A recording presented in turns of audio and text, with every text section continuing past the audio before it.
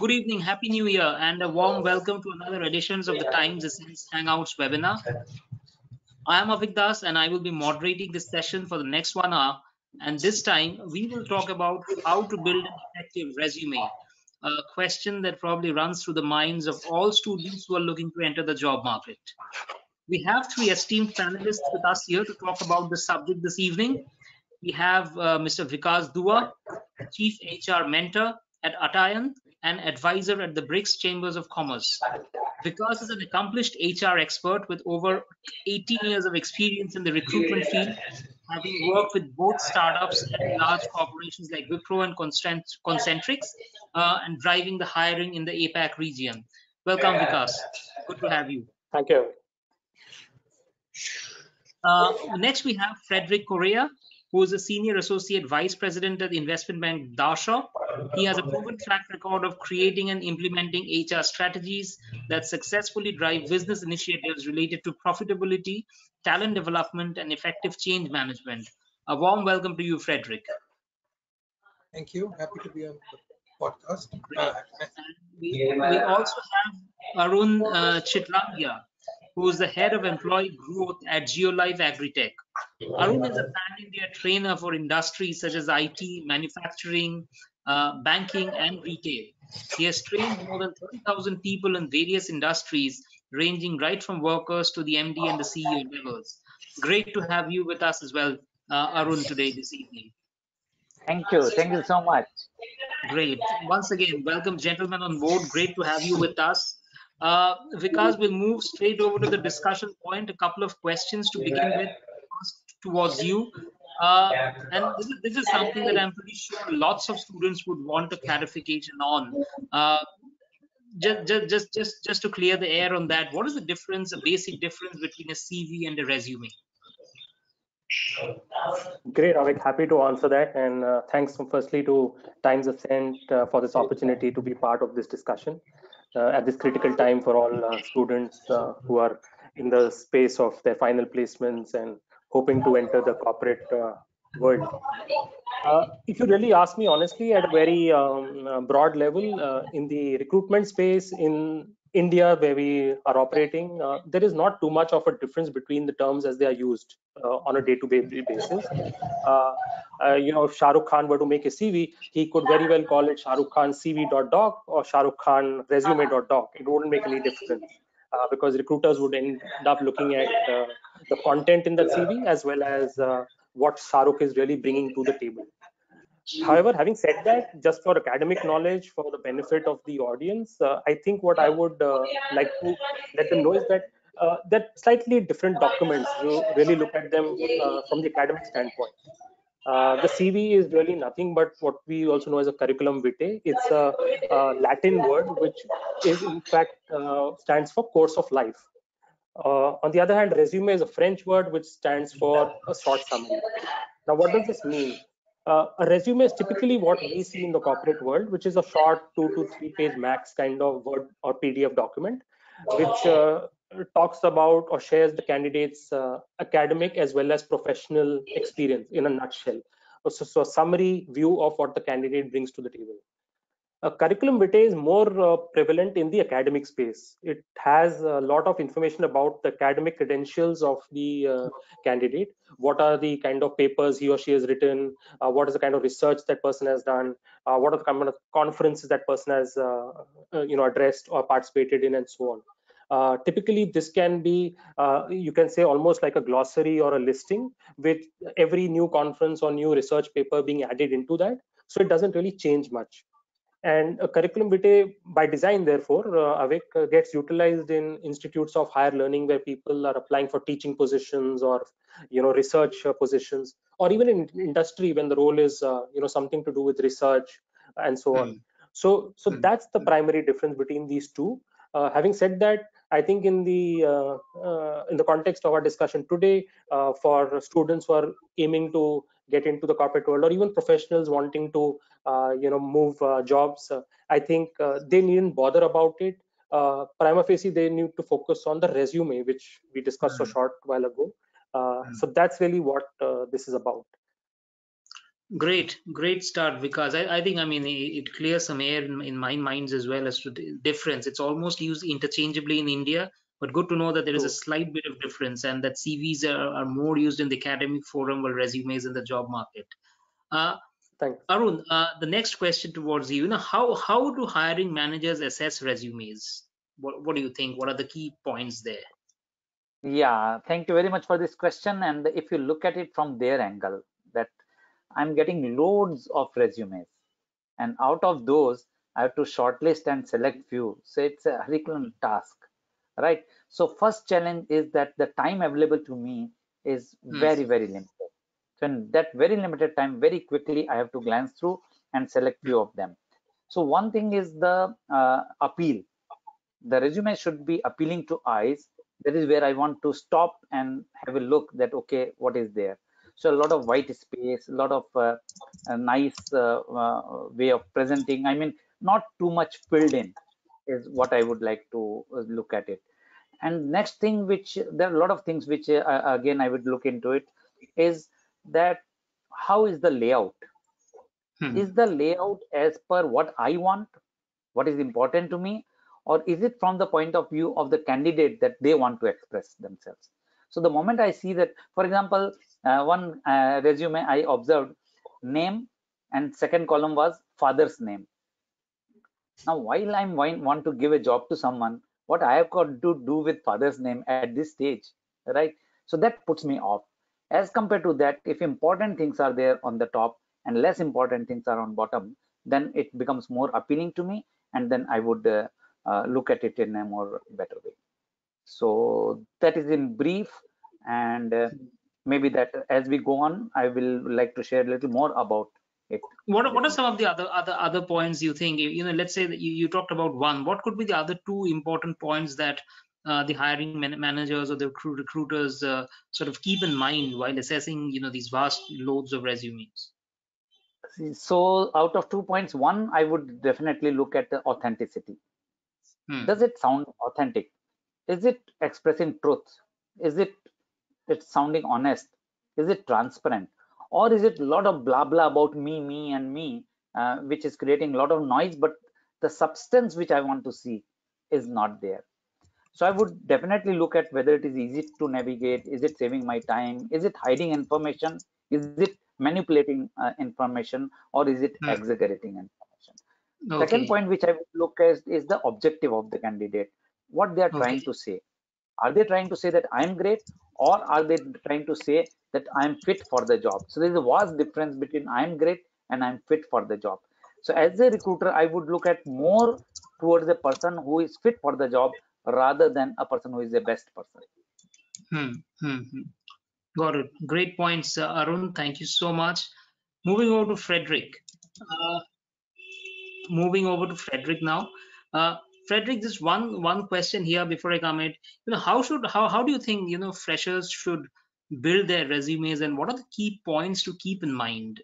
Maybe you can highlight for students who are looking to enter the job market, as well as students or people who have a couple of years of experience on their back. Sure. So I'll try to explain this with the use of an example. An interview process is nothing but like a marketing campaign at the end of the day. You are the product, and the CV is nothing but your catalog, right? What are the features? What can you do? What is it that you bring to the table? But unfortunately, most candidates go about writing the resume together as if it was a catalog of just their achievements in education. The idea of the resume is to provide a reflection of who the real you is behind the facts and the dates, right?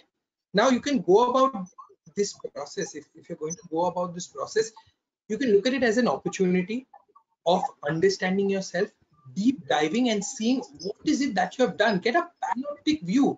People, the biggest mistake what people do is they try and get 4 or 5 resume samples, see what suits them, cut, copy, paste, and they try and present. That's the biggest mistake. I think the first exercise in creating a resume is to have deep introspection. So take this exercise, start off. The best thing you can do is think about this exercise where you're creating a folder for yourself. For each job or each activity you have done, you need to capture all of this information in a page. Now this will start off with what is the company, what is the company, a little bit about the company, because you may want to see whether this is relevant or not, and you want to capture that aspect. If you have had a supervisory capacity, you want to capture that. How many people you have dealt with, how many people have you supervised, what is the specific skills you have used in the job. You want to write that in a few sentences, and the sentences shouldn't be, we are not interested in writing prose over here, but what you did, how you did, what was the result of what you did. Now that may be successful, unsuccessful, but approaching each sentence like this: what, how, when, and they should be relevant numbers. Okay, other than this, your major achievements, the number of times you were promoted, the dates you were promoted, the kind of awards, the kind of recognitions you got. And understand, this is not just for a full-time job. Now imagine, and if you're a fresher, a part-time job is also very important, or a summer job is as important, because what this shows is your resourcefulness. Just because you weren't paid for something doesn't mean you shouldn't write about it. And quite honestly, and through my years of experience, I'm quite interested to talk about everything other than what you've studied. What are the books you read? What are the activities you contribute for? What are the kind of endeavors you have taken which are non-monetary in nature, where you don't get compensated, because this shows the real you. This shows character, and these are the things you want to identify. So you need to list down all of these things, and then you got to see what are the major achievements you have come about in your tenure at this job. As of now, I'm just asking you to compile this for every job. Do the same compilation for all your summer jobs. Do the same exercise for every activity you take, right? And finally, when it comes to sports, when it comes to other extracurriculars, understand this is a very, very important aspect. It shows your whole roundedness, or it shows how well you're shaped. What are the kind of games you play? Why do you play those games? What you like about those games? Understand, it's not about creating a hobby, and this is this wrong thought process which was taught to people before they went to the school, that you need to have a hobby, develop a hobby, talk about your hobby. Be yourself. Your resume can't just be a list of dates and accomplishments of someone. It's got to represent you. Use strong action words, doing words, continuous tense, put in dates. This is what I did. So for example, I turn around this division, which resulted in this by doing this process, which resulted in a turnover of this much percent. Wow. Short sentence, but to the point, right? This is how you need to compile all your points when it comes to gathering what you need to put in your resume. Now, how do you approach this, right? When it comes to every job, you got to see, what do you want to represent? What is it that this company is looking for? And then accordingly, you're going to choose from this folder which I told you to create, choose, match. Because at the end, if you put all the folders together, like what Vikas said, it could be a quote unquote, if it was academic in nature, your CV, which could run around 10 pages. But you want to present, because you don't get a second chance to make a first impression. And it is that catalog which is going to get the guy interested in seeing or understanding the product, and he'd call you for a conversation, or he's going to call you to give him a demo, and that demo is the interview, where you're selling the value and the solution you bring to the table. But if you're not able to do that in a quick, short glance, it's not going to help. Which is why, like Vikas said, resumes become extremely, extremely critical, because one, they are short, they are to the point, they're crisp, and they are presenting you in the best possible way to show the employer that, you know what, this is what you need. I understand you need this. This is what I have done, and this is why you should consider me. Got it. But effectively, you talked about games, you talked about hobbies. How do games or hobbies represent that individual? I mean, Okay, fantastic question. So why do you play what you play? What is the reason? What kind of, how are you while you play that game? Are you extremely competitive? Do you give up easily? Are you a good loser or are you a bad winner? Do you like challenges or do you like to get away with, you know, just something not so challenging? These are very important things for you to bring about in the interview, right? If you don't put in that thought process and say, you know what, I like cricket, you put it on your form, interviewer asks you why you like cricket, and you're like, come on, everyone in India likes cricket. Why you like cricket? Or you may like golf. See what it tells, what it tells the interviewer. You know what? He likes group sports. He likes individual sports. It tells a lot about the kind of person you are. Why do you like what sport? You got to understand. You got to say, you know what? Someone may say, I like golf. Why? Because it gives me time to unwind. Right? That doesn't mean I'm not a team player.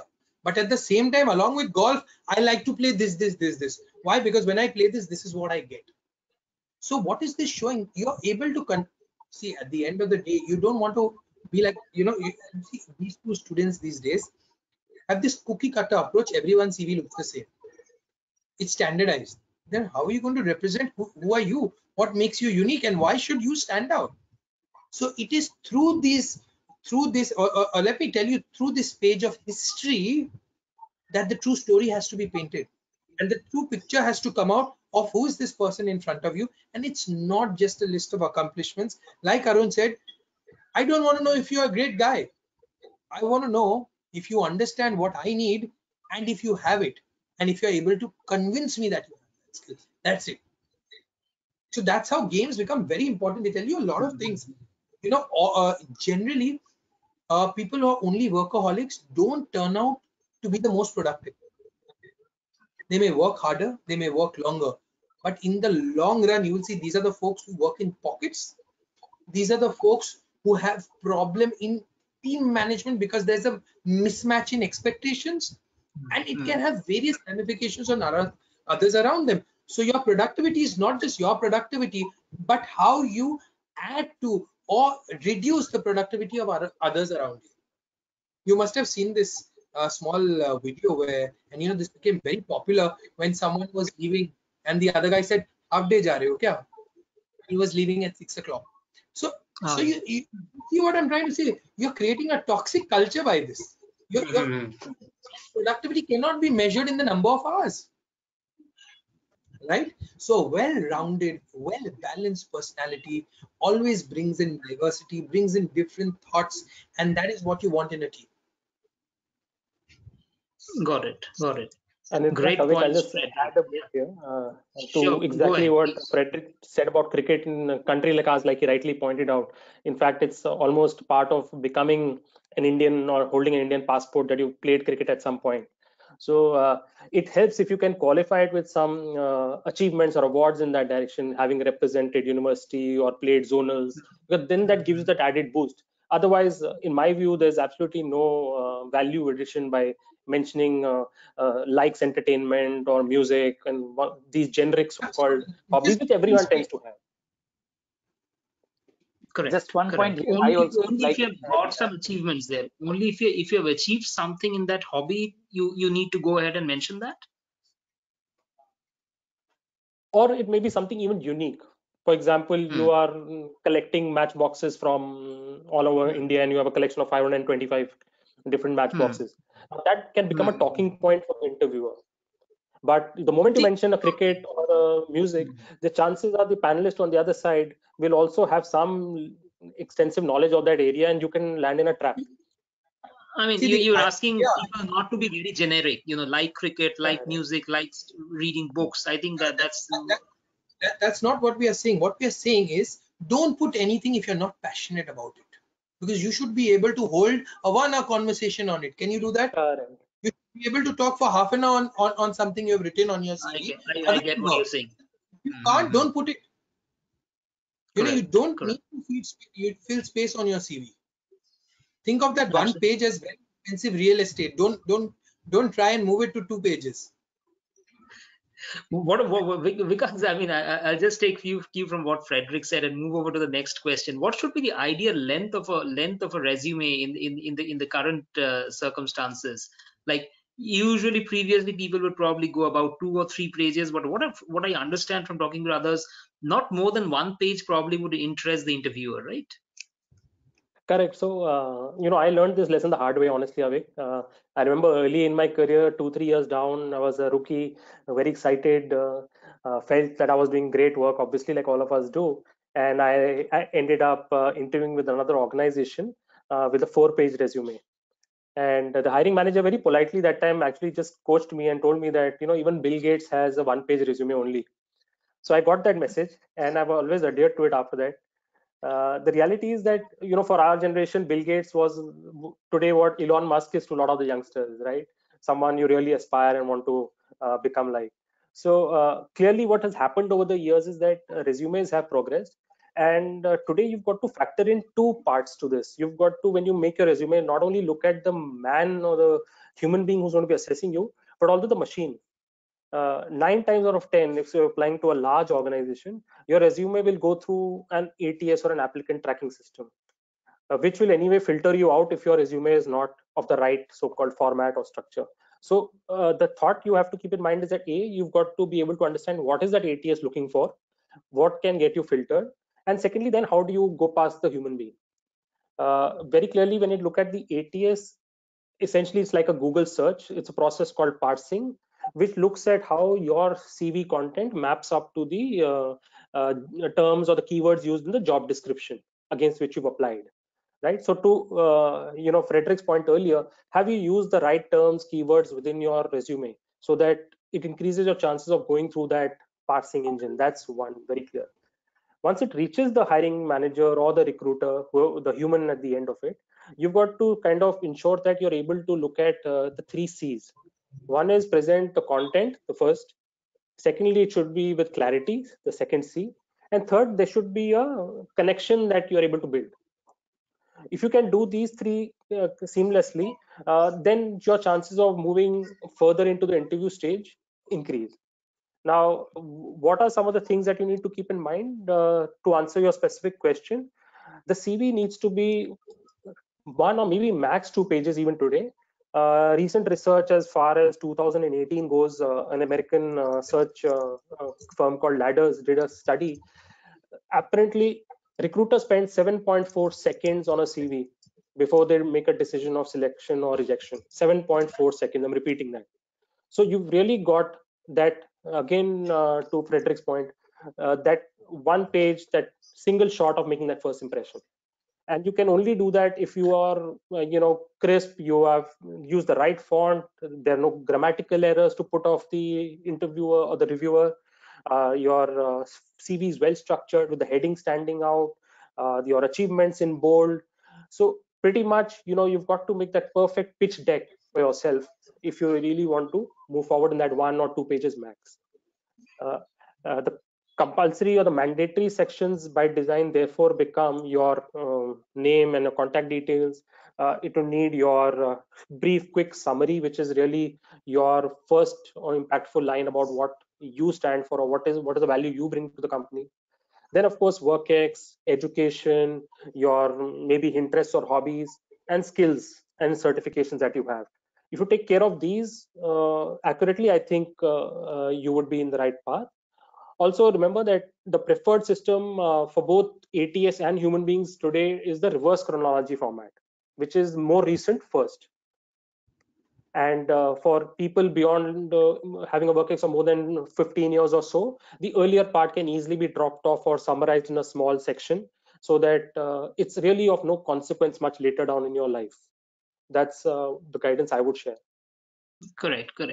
I think a lot of, students as well as people with few years of experience would probably ask or have some questions that, that I've worked for quite a few years. I probably have 5 years of experience and I've done so and so many things.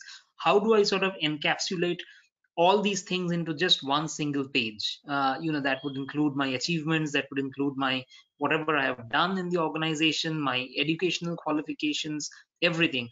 How can students as well as employees write or be very, very concise? What could be the maybe the 3 suggestions or tips that all of you can share maybe?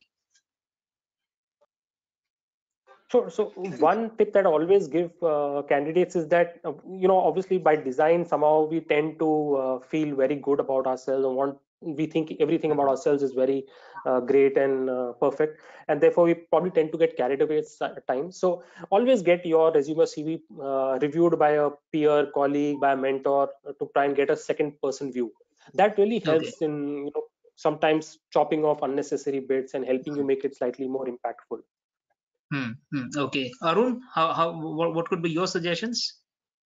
Yeah, so one thing is we can always take help of attachments, annexures. So on the main page, the top qualification can be mentioned, whether it is experience, educational qualification, or anything else. And then you can have an attachment where more detailed information may be there. The advantage is that those who are interested, now every recruiter may have a tendency to look at different things. For some, education may be very important. For some, experience may be more important, and like that. So it gives them a leverage that, okay, this is something important to me, so I'll go to that page if I'm interested, otherwise I don't have to go.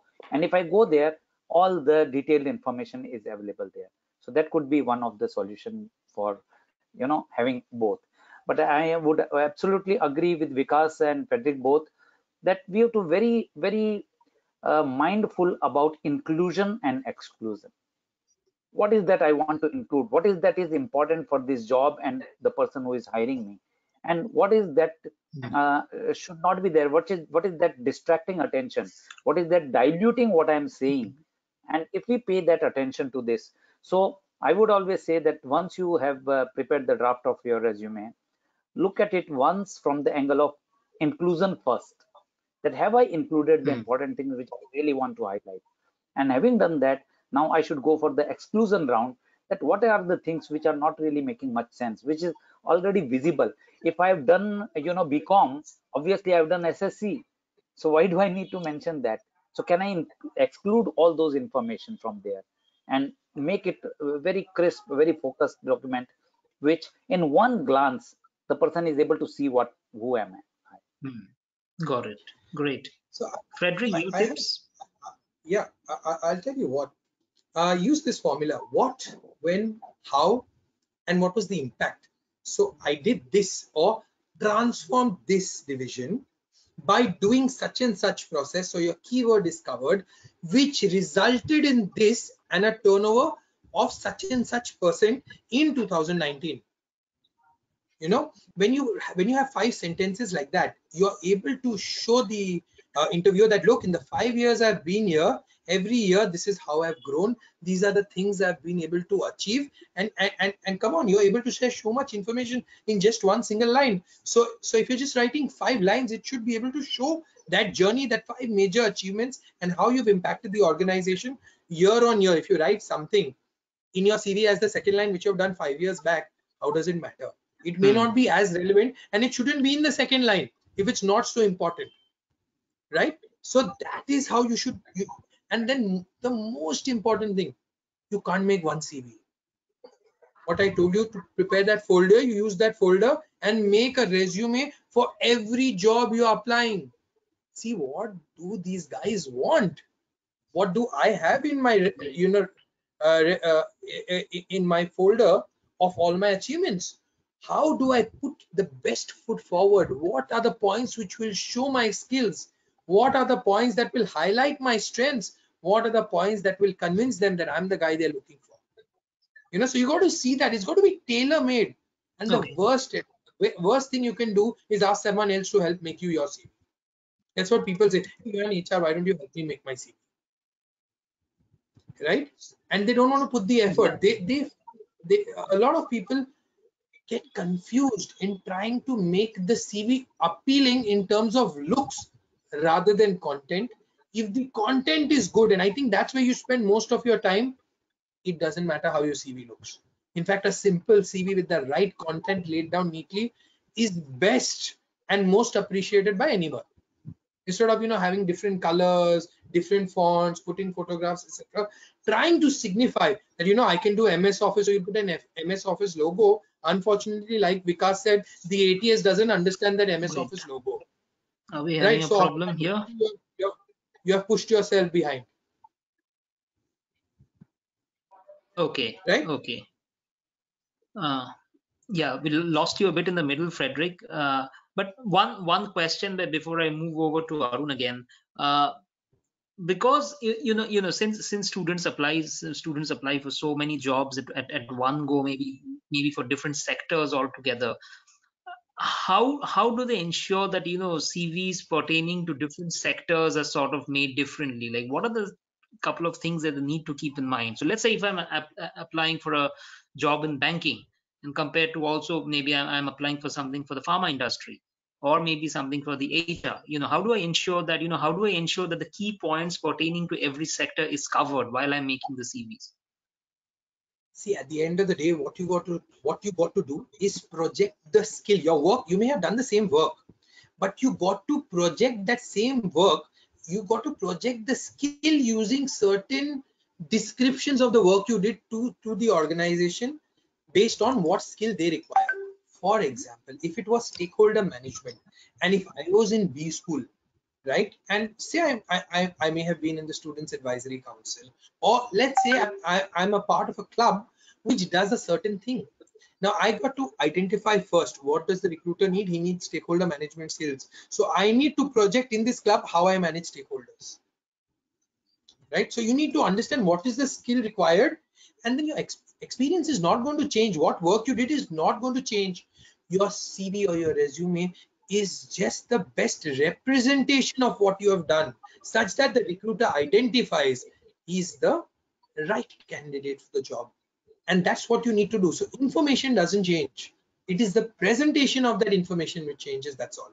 It is the skills which you identify, which this job perhaps needs, which you can now put forward through this platform or through this catalog known as your resume. Okay, got it. Arun, just one question to you. How do you highlight your main achievements? I think we've discussed this, but also just wanted if you can throw Yeah. some light on that. So I would say highlight it by not highlighting it. What I mean to say is, it should not be apparent that I'm highlighting something. It should come out in a very subtle way, very subtle way. So as Frederick rightly said, if I say that I face so and so challenge, or I was given so and so responsibility, and by doing so and so action, I did something, I surpassed, I got so and so result. And again, everything that I mentioned, I should be able to vouch for it. I should be able to prove it that yes, this is what happened. So the more I use vague terms like I'm a hard worker, I'm doing this, I'm achiever, and all those things, these words have absolutely no meaning. If I put on something specific which I have done in Hmm. a way that can be authenticated, that is one best way. Now you may have a question that what if I don't have much to say in this field. Then at least you may have plan, you may have goal, you may have certain aspirations that this is what I want to do, and that is where you can say that this is the way I've done. So Frederick gave a very good example of sports. The way I have excelled well in playing cricket, I want to excel in doing this thing, and so of my skills are very well useful in this particular job. And when we talk about industry, forget about industry, we have to be very specific for that particular company. And that's why when Frederick said every application, every resume should be an individual separate resume, no copying business. And that is where you have to pay attention that who is the company, what is that require, and what do I have, and is it matching. Now you will find if you do that kind of gap analysis, you will realize that there are some areas where there is a gap in what they want and what I have, and in some area you are doing very well.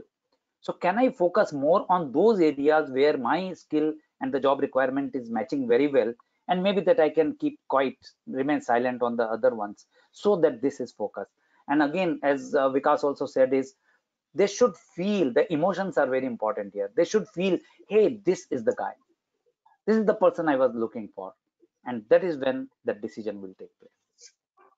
Okay, got it.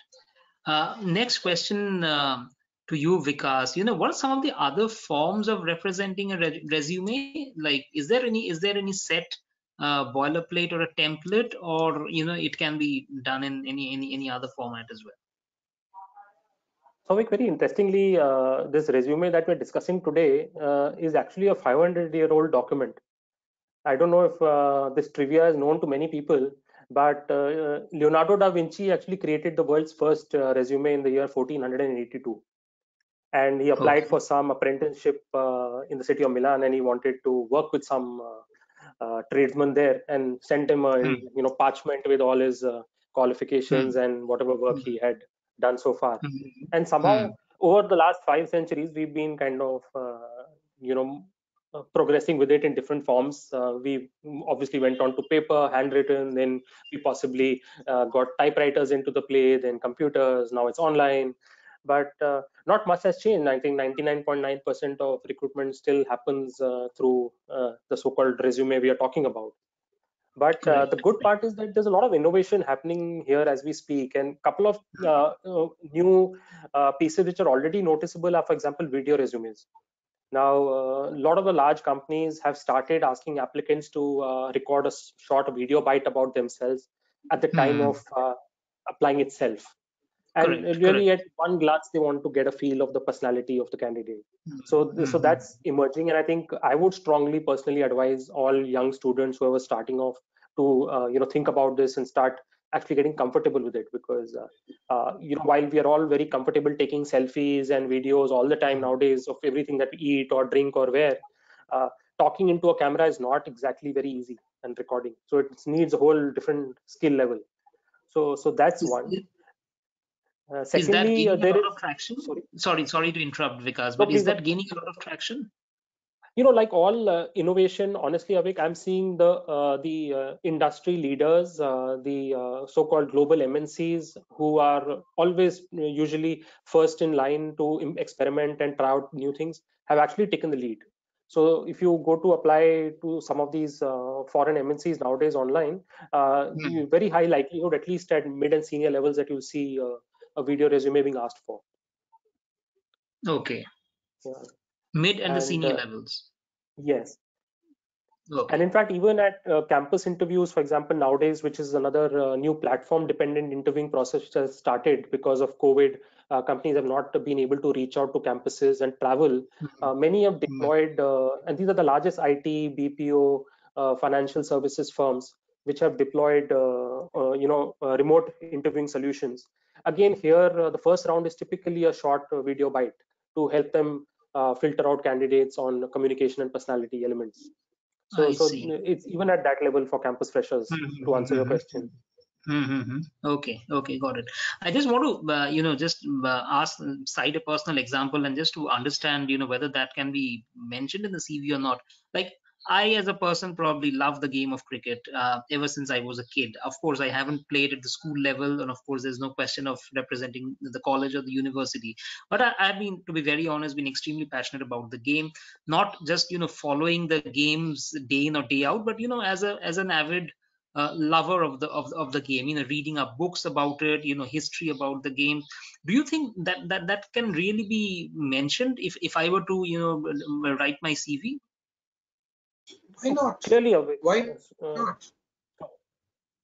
If you're passionate about something, and if you're able to show why you're passionate about it, that shows you have the ability and the personal drive to do something when you're not rewarded or you're not incentivized. That's really good. People are not generally able to communicate through their CV or through any interaction. It just shows that you believe in something, and that's something very good to project in interview process. So if you if you write something like that, you should be able to back it up. So if you say I like football, you should know about Premier League. You should know about what were the recent transfers. You may not play football. You not be. If you talk about dancing, you may have 2 left legs. You may not be able to dance at all. But the bottom line is, you know everything about it, right? Or you know enough to hold or intrigue the person in front of you. If he is an avid reader, he is an avid champion of the same sport, or if he also is passionate about the sport, and if he's not, you should know significantly more than him, such that he feels, what, I spoke to Avik, and wow, I've learned something, and I found this interaction fantastic. Whether whether the job works out, doesn't work out, but I felt I had something to take away from this process. In fact, the way you present it also becomes very important, Avik. For example, in your case, it would clearly be looking at something like, passionate about the history of cricket, the game of cricket. That immediately is very different from hobbies cricket. Or aficionado of tracking statistics related to cricket and the performance of the greats. Absolutely. Got it. In this direction, in fact, I want to bring the audience notice to one beautiful example, which I think everyone should go online and look at, because I think it will just open up their minds to how creative they can be. There is this story of a young girl called Nina, and the website is Nina, Nina 4, the number 4, Airbnb.com. She wanted to apply to Airbnb. She tried multiple applications online, didn't get selected. She went ahead and created her own resume online in the format of a website, designed just like an Airbnb page. It was picked up by Brian Chesky, the founder of Airbnb, on Twitter. And from there on, it just went viral. And she got hired by the company as well eventually.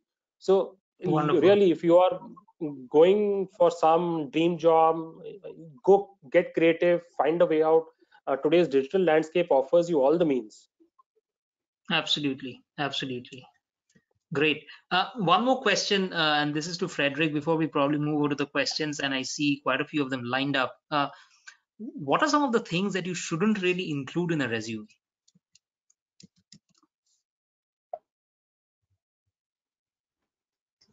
See, actually, like I said, this real estate is extremely important. So as it is, you have so much information, and you want to put this and you want to put certain pointers on your CV.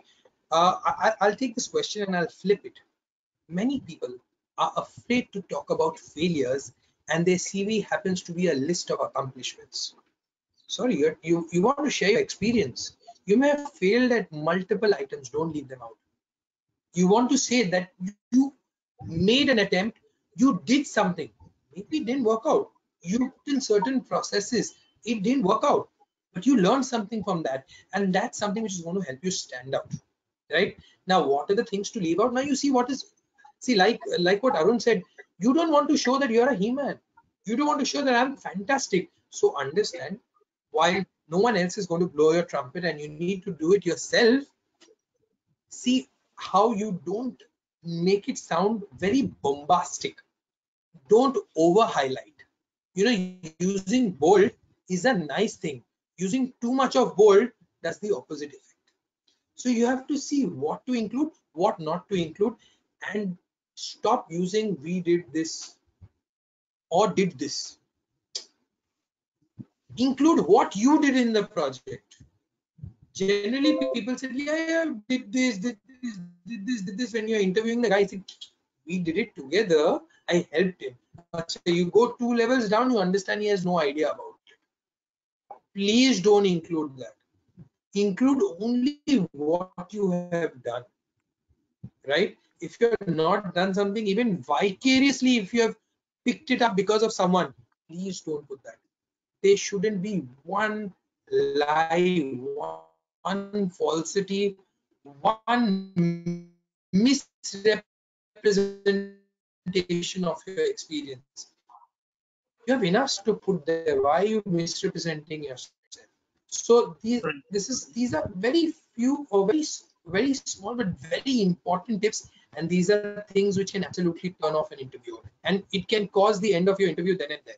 Maybe he may be polite, and because it's a matter of employer branding, and he doesn't want you to go out and diss the company or diss the employer, he may continue the interview, but in his mind he's rejected you. Absolutely. Is there any template to start the resume? Like, I mean, apart from introducing yourself in terms of names, but there should be an objective, and then you write about the companies that you have worked in. And how do you start a CV? How do you start a resume? Not really. Totally depends on you. What do you want to represent? Now, for example, if you have 15 years of experience, are you going to be able to cover it in a page or 2? So you may want to write 3 or 4 lines about your 15 years, right? The last 2 jobs, and your last job is where you're going to spend, let us say 50% of your real estate, not more than that. The jobs before that, you may want to spend 10% real estate, you may omit the rest. Now, come on, after 15, 20 years of experience, I don't care whether you got a first class in your class 10 or class 12, right? So see if you want to keep that, see if you don't want to keep that. I don't want to know whether you won a drawing competition in class 3 or class 4. How is it relevant? But you know, Correct. that's the only achievement. So people put this one singing competition in school. You're 35 years of age. I don't care whether you won a Exactly. singing competition in school, Great. We're right? sometimes losing you out, Frederick. I mean, there's some problem with the connectivity, maybe. So the idea is to put your best foot forward, right? So it depends. If you're a fresher, ideally, the best thing you have is your hats, right? You may not have experience, so you may want to put that up. Or if you've done a summer job, done an internship, or you have some sort of experience. Okay, okay. We're losing you out, Frederick, but I'll probably stop you there Is it and better move On a now? on to lighter the note, Vic, slightly better. Yeah. Go ahead, Vikas, before we jump into the I think questions. on a lighter note, I think my guidance to everyone would be not to Are reduce the font you size able to to 8, get me? 7 or 8 to fit in more information in the page. Because Avik, as a recruiter, someone like me, then Vikas, chances are that Arun, 7.4 seconds will become 2.4 seconds. Yeah, absolutely, absolutely. Frederick, we can hear you, but your voice is still sort of echoing.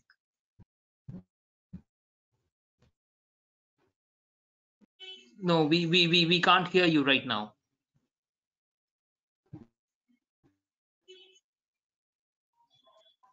Okay, while Frederick comes back, one point I would like to add, Sure, Avik, sure. where you said that what should not be there. So I've seen one very common statement in many resumes. This is to certify that the above information is true to the best of my knowledge. Now these type of things irritates like anything, and it doesn't serve any purpose. On the contrary, I start asking myself that why you are putting this statement. Does that mean that I'm having disbelief? I mean, you are not believing yourself then. So one should be mindful that what I'm writing and why I'm writing. This is another example of that copy paste which many people might be doing. I get it. Get it. Great points. We'll move over to the questions now. Quite a few that have been lined up. Pranav Malhotra asks that how should students who are appearing for campus interviews build their resumes? I think this question has been addressed right from the moment we began the discussion today.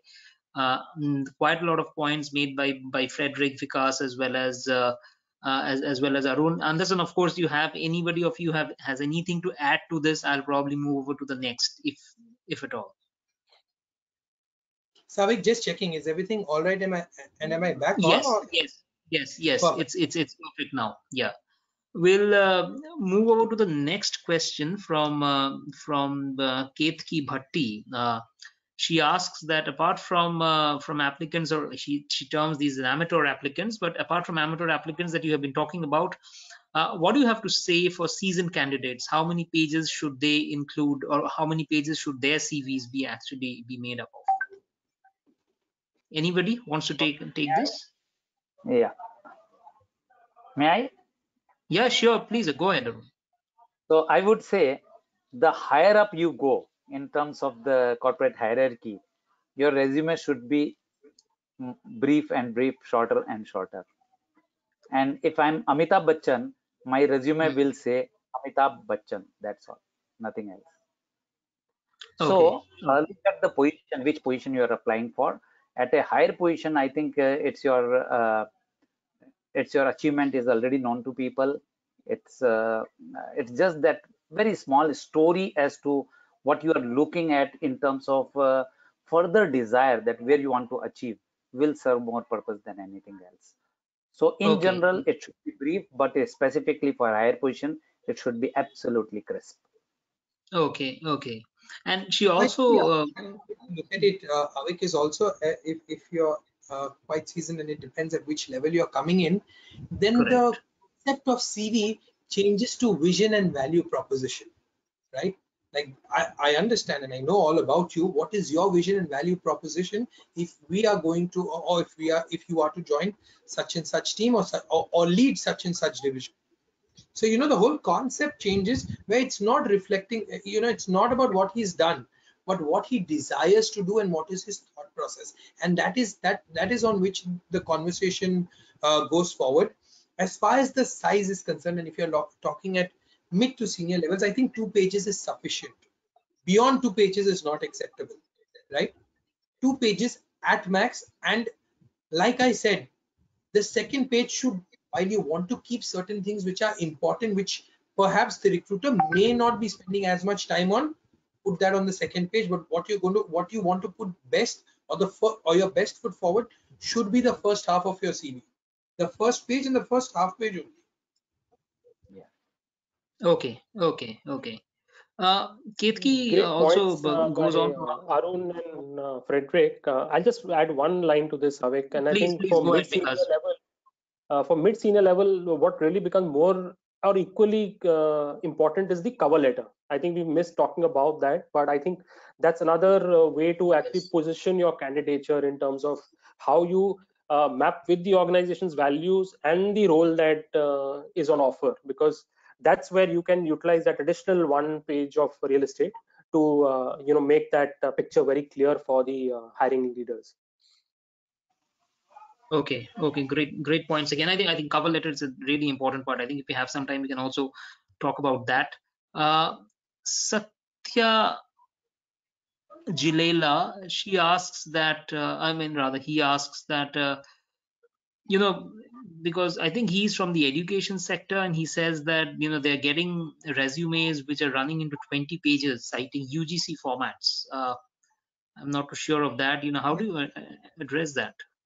So yes, see, actually, when it comes to, I'll give you another example. There's this other concept known as World Bank format, right? If you're applying generally for engineering roles, if you're applying for World Bank projects, or any of these multilateral funding projects, etc., they generally don't care about what you bring to the table. They want to know, they want to have a complete history of what all you have done in the past, such that, and they mark you on those CVs. So it totally depends where you're using it for.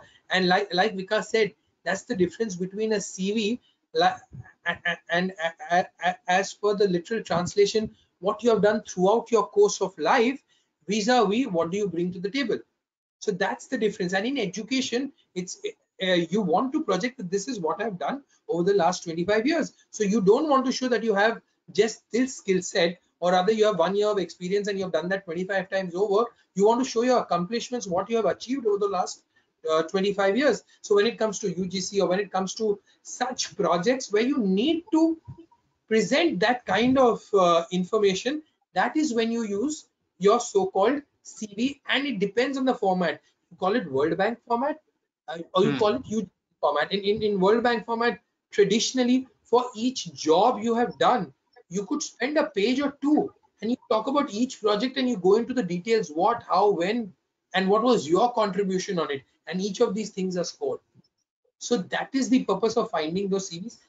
Sometimes people misunderstand, and because of this common use of resume and CV, they don't understand what you're asking. So in someone's understanding, if you send your CV when you actually mean resume, and he sends you the CV, and then you're like, what the hell is he sent? You're getting what I'm trying to say?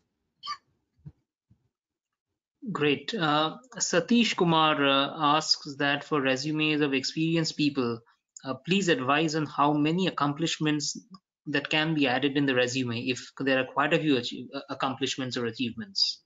Only the recent ones and the big Only ones. the You recent ones. Okay. recent and big. Yeah, Got it. Vikas, anything else you want to add there? Or No, I think that's bang on. The problem today is that we have entered this era of what I call, participation awards. In school also, just for participating, being there, we get awards. and that has reached the corporate world also. And therefore, like Frederick said, we should distinguish between what is actually valuable and recent, and showcase that. Got it. Got it. Got it. Rita Talele asks that if she's currently working on a project, so can she mention about that in her resume? So here you have to check the confidentiality objective. If it is not interfering into any confidentiality factor of the organization, then why not? Yes, definitely. Okay. Okay. There's another question from Tanvi Malik. She asks that how do I make my LinkedIn profile more attractive? Who would like to So take that's a this? whole different seminar by itself. We should request Times Yeah, Ascent exactly. to organize. And understand True. that your LinkedIn profile is not your resume. It is more like your CV. It's like a virtual It's CV. more like a CV. And actually, it is a platform to be leveraged even more. And like Vikas says, it opens up a completely new discussion. Absolutely. Absolutely. Absolutely. But having said that, I think Vijay, every recruiter today, at least I'm sure at mid and senior level hiring, after reviewing the CV, possibly does go and check the LinkedIn profile. So Yeah. I would advise all correct. candidates to have it up to date and presentable and looking very professional. Yes. Yes. Yes. Yes. Vijay Chavan asks that how important are the key skills in the resume? Who wants to take a shot at this? Now, again, I would like to repeat the same thing. It's not about your key skills.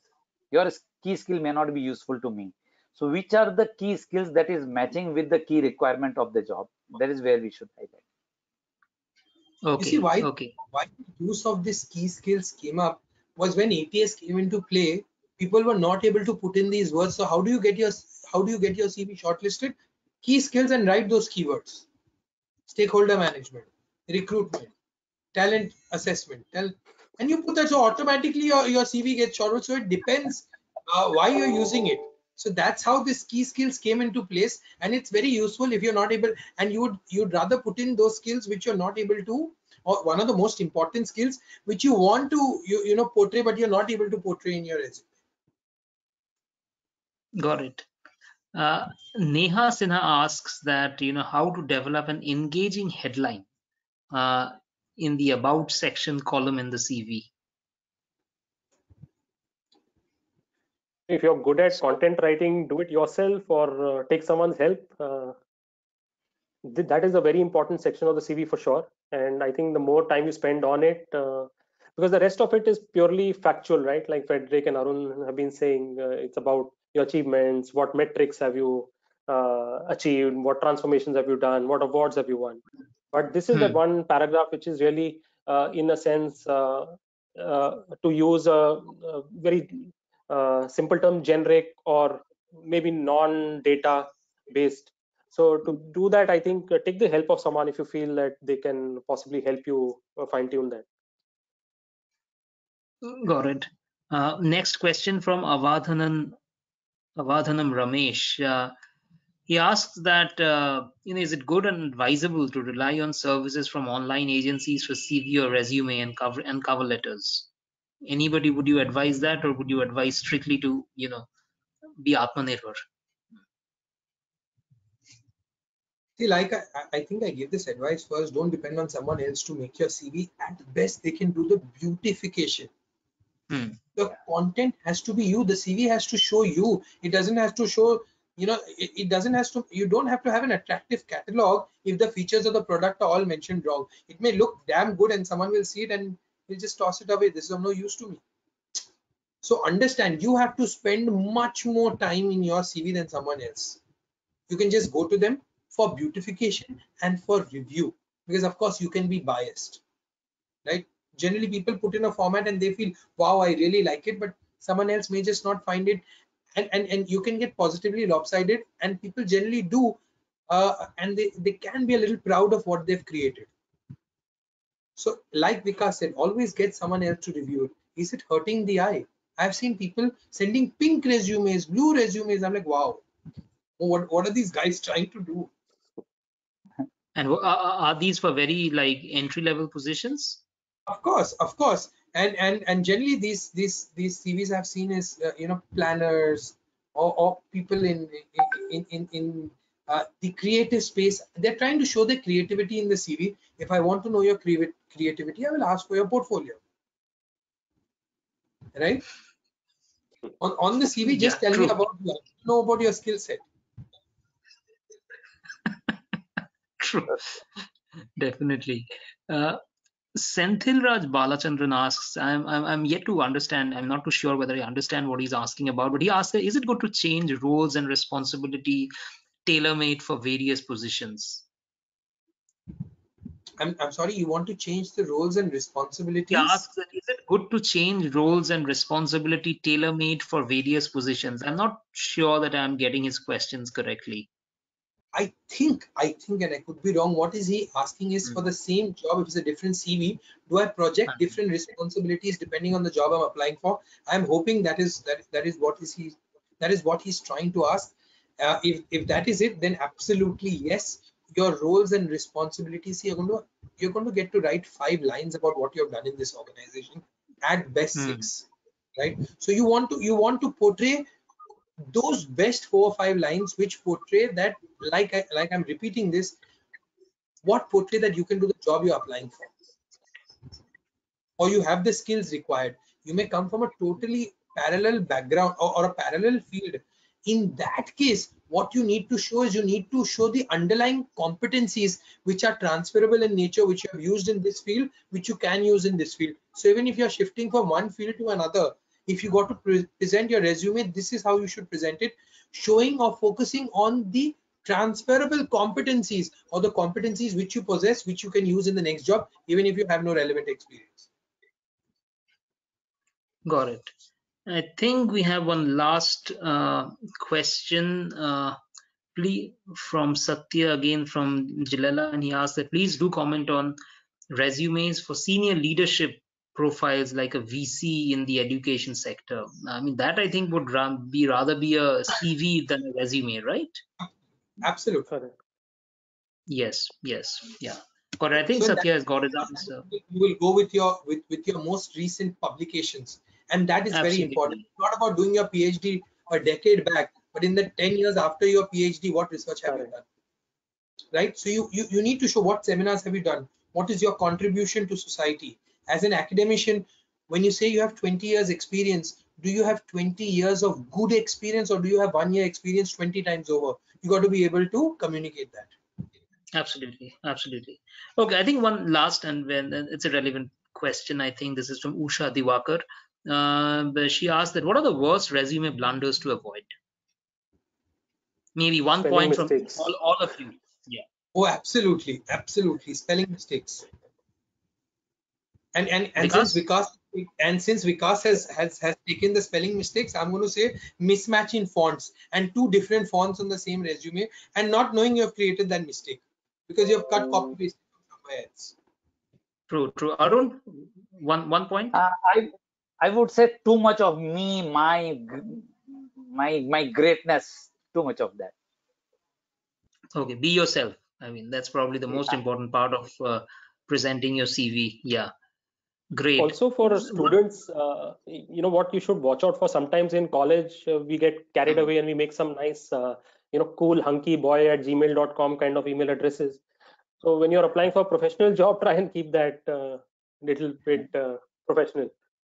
Absolutely. These things just slip through sometimes. Bang on. And in fact, you'll be surprised. There's some crazy Gmail IDs which people land using on their CV.